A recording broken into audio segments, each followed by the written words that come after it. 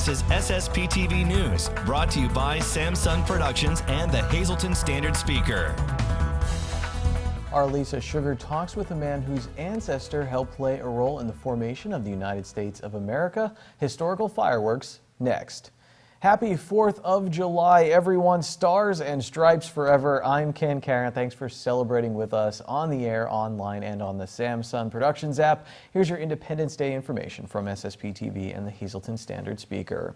On July 4th, 1776, the Continental Congress formally adopted the Declaration of Independence.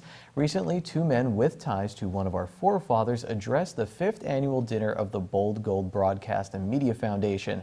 While Alexander Hamilton did not sign the Declaration of Independence, he did play a major role in the framing of the Constitution.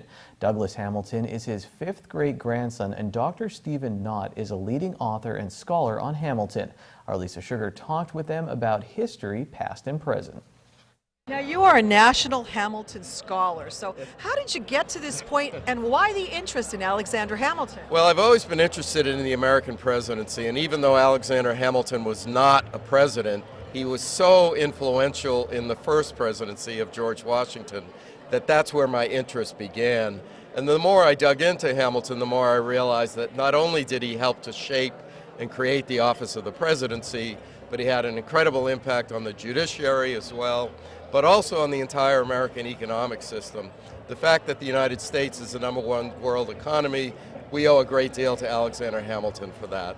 Now, you've written a book about the relationship between the two, a best-selling book, Washington and Hamilton, The Alliance That Forged America. Tell us about your book and why you wrote it. Well, I wrote it again to just convey to folks, to convey to my fellow citizens the importance of this relationship between Washington and Hamilton. Believe it or not, it tends to get overshadowed, I think, by the relationship between Thomas Jefferson and James Madison, or Thomas Jefferson and John Adams. My argument is that Hamilton and Washington deserve far more credit for creating the United States of America and for launching that our country on the path to superpower status. So that's the reason I wrote the book, and it's done very well thanks to the musical that Lin-Manuel Miranda has put together. I was just going to say, you must have been thrilled when that debuted. Very thrilled, very thrilled, yes. My book has benefited greatly from that, but in all seriousness, Miranda helped, I think, keep Alexander Hamilton on the $10 bill, and more importantly, made Hamilton a figure, a real figure in the minds of particularly younger people who might not normally have heard about him. What would you think that Alexander Hamilton would say if he was living today? I think he'd be very proud of the American economy. I think he'd be very proud that we're a military superpower. And he'd just be proud that the American people think of themselves as Americans. One of the challenges that both Washington and Hamilton faced was to convince their fellow citizens to stop thinking of themselves as New Yorkers or Virginians and begin to develop an American identity. And I credit Washington and Hamilton for creating that identity. Now, Mr. Douglas Hamilton, the 5th great-grandson of Alexander Hamilton. When did you find out that he was your relative, or did you know all along? Well, I found out probably when I was 8 or 9 years old. My grandmother was taking care of us, and she brought me a coloring book that had a picture of Washington and Hamilton on it. And I'm coloring along, and she says, you know who this is? And I had no idea, and so she pointed out George Washington. She says, well, your birthday is on the same day as George Washington's birthday, February 22nd. And she says, and Alexander Hamilton is your 5th great-grandfather. So she explained a little bit about the relationship. Over the next 3 days, we sat down and put together a family tree. So it was mostly from a genealogy perspective is where I picked it up. But that was 60 years ago. Wow. In this world of DNA tests and Ancestry.com, has that helped you to research even more? Well, that's a very interesting question. In 2004, I was asked to take a DNA test to help better understand if Alexander Hamilton's father was truly Alexander Hamilton's father. And so my DNA came out very close to the Hamiltons, but some of that DNA, some of our family broke off of that family 700 years ago. And so we're not as close as they'd like us to be, but we feel pretty comfortable that when the science advances a little bit more, that it will show that we are Hamiltons. What has fascinated you the most about his history? Well, you know, the fact that he came from such a poor island, his surroundings, and you know, he wrote this letter, you know, when he was just a teenager, said, you know, I'm willing to risk my life, though not my character, to advance my station. And, you know, for a young man like that to have that idea that his character was very important and that he was going to make something of himself, that he put together this plan at such a young age and he carried through with it. Last question. Do you have any artifacts from your distant relative? Yes, I have, as the eldest son of the eldest son of the eldest son, an article gets passed down. It's called the Badge of Cincinnati. And it was a badge that George Washington gave Alexander Hamilton after the war.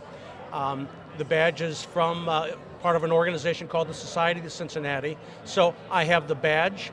I also have the mourning ring that Elizabeth Schuyler Hamilton wore for 50 years with a lock of her husband's hair in it. I have a baby dress that was made by her, and I have a handkerchief. Currently, they're on exhibit at the Museum of the American Revolution in Philadelphia.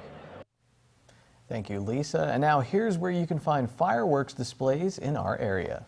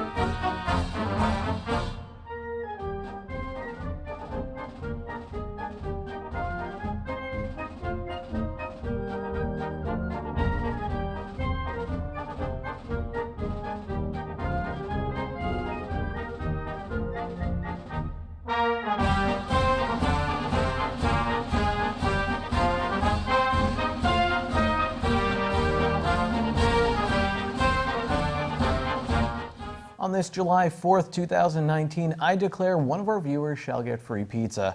Call now to enter to win a box of 12 slices of Frankie's Cold Pizza with their signature sauce and cheese blend baked fresh with no preservatives. Call 570-455-7267 extension 108. Leave your name and phone number and we'll pick one winner drawn at random. You can only win once every 30 days on SSPTV. Still to come, an in-depth story on America's pastime. Our John Eric Polite talks with Yankee superstar Aaron Judge at PNC Field in Music. And next, the story of local football players helping out the Schuylkill United Way. Watch SSPTV in Hazleton 24/7 on Service Electric Cablevision Channel 13 and in HD on Channel 513. Good evening, everyone. Here's today's Talk of the Town. The MMI summer camps are currently up and running. They will run until the week of July 22nd. For more information on the camps, you can visit MMIprep.org or call 570-636-1108. And the Freeland Rotary Club will be hosting its 19th annual golf tournament on Friday, July 12th at the Sugarloaf Golf Club. If you would like to participate, you can contact John at 570-636-1366. And that's today's Talk of the Town.